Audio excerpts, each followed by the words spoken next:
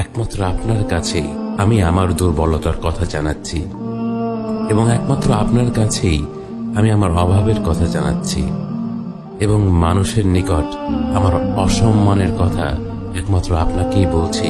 হে আরহামার রাহিমিন, আপনিই তো প্রতিটি দুর্বল ব্যক্তির রব, এবং আপনিই আমার রব।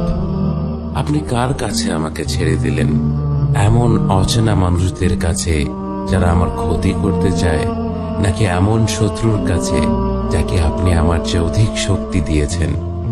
হে আল্লাহ, যদি আপনি আমার উপর রাগ না করে থাকেন তাহলে এর কিছুতে আমার কিছু আসে যায় না, কিন্তু আপনার আশ্রয় পেলে আমার পরিস্থিতি আরেকটু সহনীয় হবে।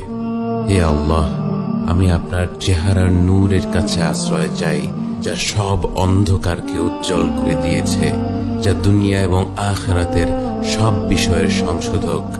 আল্লাহ, আপনার রাগ এবং অসন্তুষ্টি থেকে আমি রেহাই চাই। আল্লাহ, এসব কাজই শুধু আপনাকে খুশি করার জন্য করা, এবং আপনি ছাড়া কোনো শক্তি নেই।